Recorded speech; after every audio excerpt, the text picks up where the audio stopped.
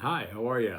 I'm Michael Fair, Professor Fair, Professor Michael, Mr. Fair, Michael. Just as in the announcement, don't say Mike. Instant fail. Hi, welcome to IDS-410 Problem Solving for Social Change. I'll be your host.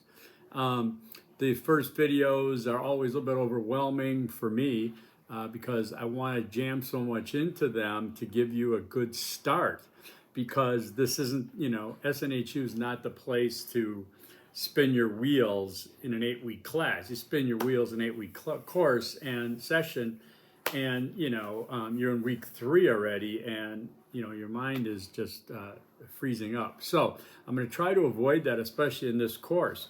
If you didn't read my announcement that I posted and then sent out too early, I didn't think it was going to go out, and it did. Please do that. That's more about my personal history and all that, and I'll try to avoid getting into that too much here. But if you have any questions, comments, or concerns, please let the management know. All right. So check that out. This one, I want to talk about the class, because I do mention there that this is probably one of the most autonomous courses you're going to have, and chances are it might be one of your last, if not the last class that you have at SNHU. So I'm really happy that you could go out with this one, and hopefully I can leave you with a positive review or positive feeling about the whole thing, okay? Because here's where the rubber meets the road, and here's where you're going to get off the bench and get into the game, and here's where you're on the front lines. So enough cliches, right? No, you ain't seen nothing yet. I'm going to cliche the heck out of this class. Sometimes it's the best way to explain something with a metaphor or a cliche. So anyways, what I want to get into is problem solving for social change. If there's one thing that we're good at, everybody, and that is pointing out problems, okay? From your teenagers and even younger than that. I'm sure if you have young children, they're going to tell you what your problems are, right? And teenagers are definitely going to tell their parents what their problems are, and their friends and their peers. And moving on into adulthood, we sure as heck can see a lot of problems, and we point them out, whether it's our sports team. How could they run on 3rd and 7? Why didn't they throw it? That's a problem. The coach is a problem. What we see in politics in the world, from a local level to a global level, okay? Speaking of global levels, just so we're clear, I have like this 8-foot by 6-foot map of the world, and nice earth tones sitting there to remind me how big it is, and yet obviously, if you study anything about the universe, you know how tiny we are. Okay, well, in other words, let's see. From the background of my office, you can tell, yes, I'm a Key West aficionado. I'm in Phoenix, Arizona right now. It's where I've been for quite a few years, but I come and go a lot. Been a Jimmy Buffett acolyte since 1977. The ballads, not the margaritas. I'm a Hemingway interpreter. I like to call myself that. And I certainly appreciate his writing very much. I'm not an apologist, but I can be an interpreter. I'm boomer here. I am a fountain pen enthusiast. I love my fountain pens. And I've been a filmmaker, photographer, mixed media artist, writer, and the fact that I did them all for money, I guess, makes me a professional in a way, but it never is about that, those of you who've been in the arts. Just personally, to give you some of my street cred, I have worked in business, in technology sales, where I pulled in $6 million of revenue every year as a middleman in technology. I still do that to this day, 27 years after selling my first, 1 gig hard drive, maybe 500 meg hard drive, and said, hey, that's it. What else are they ever going to need, right? So I come from that. Before that, I was in law enforcement. So I understand chain of command. I understand report writing. I understand legal issues and different hierarchies and protocols very well. I was a sergeant in Milwaukee County and an officer here in Phoenix or Maricopa County in the jails. Okay. I'm from Milwaukee, get the accent, and I am a part owner of the Green Bay Packers. Let's see, I'm before that, let's see, sales, law enforcement, the arts. So I kind of I got it surrounded in a way, a lot of the occupational things. And I've worked in the recently resettled refugee community here in Phoenix. I was the African American Studies Academic of the Year at ASU in 2013. I taught at Arizona State University for 7 years. I taught research, interdisciplinary studies, diversity in organizations, organizational leadership, and organizational ethics. Currently, I teach from Southern New Hampshire as an adjunct, as I semi-retired from ASU. I also am a high school guest teacher.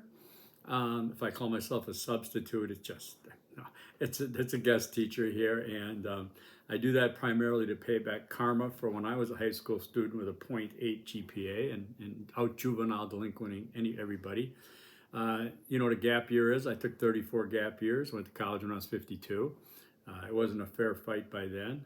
I raised 2 sons by myself, 24/7, 365 since 2005. I got my eldest getting married on May 2nd, so I think right as this class is ending, he's getting married. And my youngest son, who's my roommate, he has a master's in history and works at 2 museums here locally. So I'm very proud of my sons.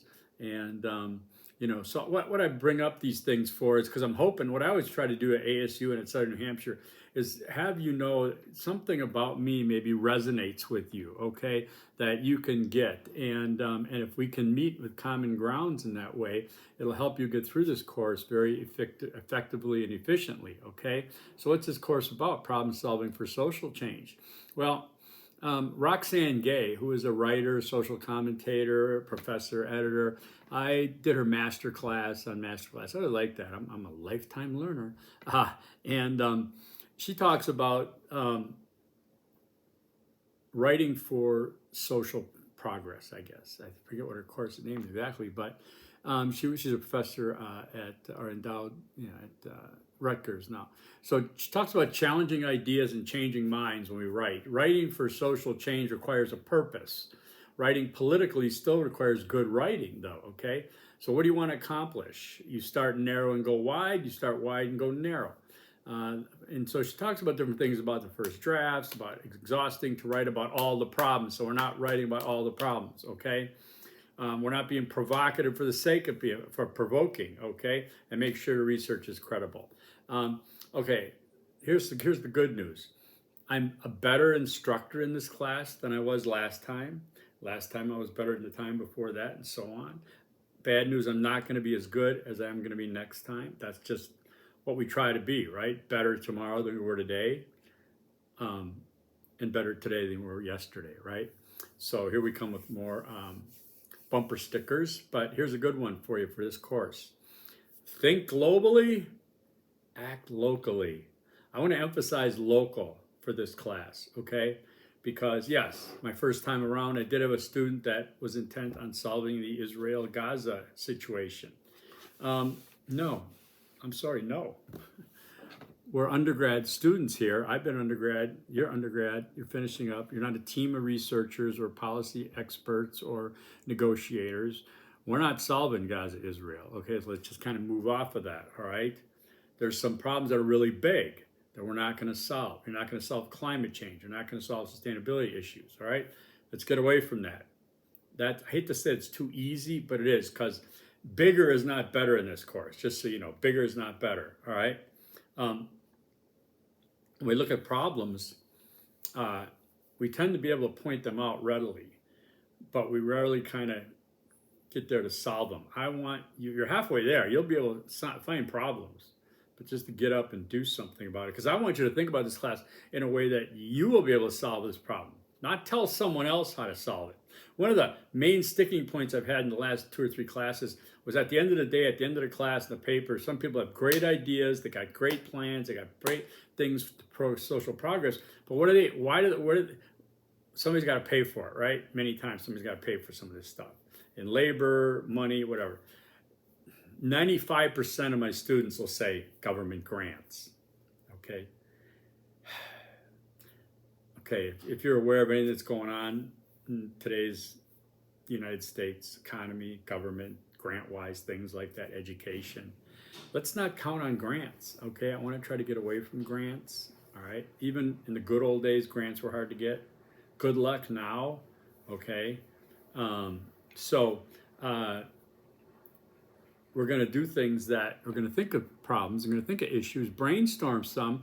I'll give you some things that I've seen my best students, best results from, okay? One student, how about you refurbish the basketball court at a local park? That helps social progress. It allows people a place to go. Teenagers probably, okay? Having a resource. Because let me throw another metaphor at you, okay? If you're coming to Professor Fayer's flight school, right? Okay, what do you think you're going to do with first class? Are you going to be on a simulator, trying to figure out what the yaw is and all that? Or am I going to say, come on, let's get out here to this Boeing 787. We're taking off for Colombia. I mean, we're all going to die, right? So if you're running a marathon, you don't start practicing 20 milers, right? Okay. When you start something, it is baby steps, and then it's crawling and walking and skipping and jogging and running. I'm going to give you the benefit of the doubt. This is the crawling stage, okay? Ideas, start small, work it big, okay? Another one was a community garden, okay? Somebody designed a place for a community garden. They looked at being a food desert in their community, things like that. I've had other things, of course, with the unhomed. Yes, we can call them the homeless or the unhomed here. I understand that. I prefer not to use identity for so when you, and this is the reason, okay, you can call me whatever, but when you say, oh, that's a homeless person, that's their identity now, okay? You gave them that identity, all right? I'd rather be like unhomed, right? By the way, before the pandemic, I lived in my Jeep for 2 years and drove around the country and went across Europe, not with the Jeep, but went across Europe. Taught classes while I was doing all of it. Went up to California, Big Sur, all this stuff. Yes, I was unhomed, but I wasn't homeless. I mean, I can always find a place. It was a choice. Anyhow, so we say that. Just like we don't identify illegals, okay? You can't be illegal as a human being. I'm sorry to break it to anybody who thinks you can. I want to be factual right off the bat and say undocumented immigrants. You can look this up. The first violation is a civil violation. It's not a criminal violation. It's civil. The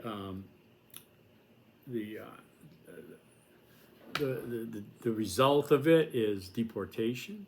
If you get caught again, then it can be increased. But only if you're committing a crime is it an issue. So, am I sensitive to those things? Only in a sense that I want to be accurate. I want to bring receipts, okay? I want you to bring receipts. I want you be careful with bias here, okay, in this class. We're researchers. We keep ourselves out of it, okay? When you were in high school and you opened up, or any class, and opened up a history textbook and started reading from it, you didn't read the chapter on the Civil War and it said, this chapter is about the Civil War. I always wanted to research and write about the Civil War for a textbook because the Civil War was really important to me when I was growing up. I lived close to a Civil War battle site, and I used to go there all the time. No, you don't read that. You know why? Because nobody cares. You don't care about that author. You just want to learn about Civil War. You want facts, figures, and some of the dynamics about it. So let's use that when we're writing, all right? We're going to try to keep it third person, okay? I'm here to answer any questions. It's not going to be easy, but it's not going to be that hard. Trust me, okay? You got a lot of autonomy here, and I've learned a lot of things, as I said, teaching this class, and I'll pass those along too. And I will help you find a topic if you want. Some of my students at SNHU say, oh my God, you're the first professor I've had in 4 years that I actually saw. And then they're like, oh my God, I actually talked to you. I called you? Yes, you call me. We talk. We have a phone conversation. It's no big deal, okay?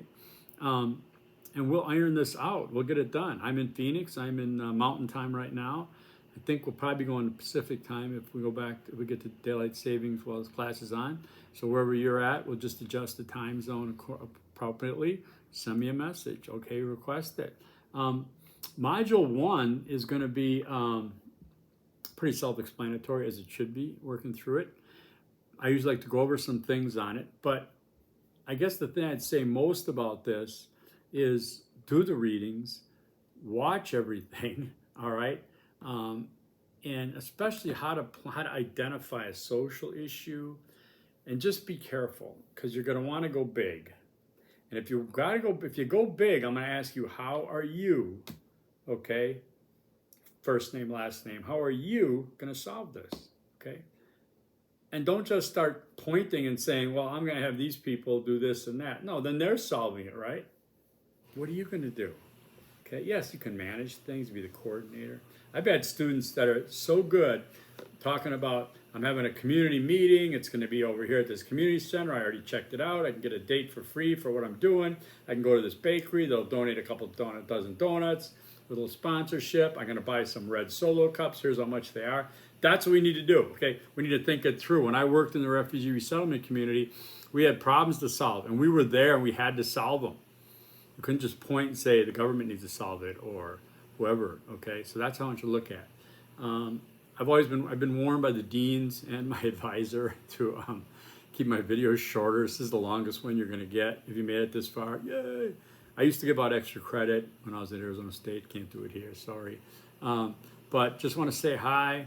Welcome to the class. We're going to get off to a running start. It starts Monday, of course. I don't know when you're getting this. I'm doing this on Saturday, the 1st at 1:15 Phoenix time.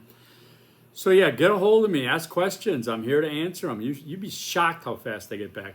I'll get back to you so fast, you'll probably say, this guy's got no life. And you'd be probably half right, okay?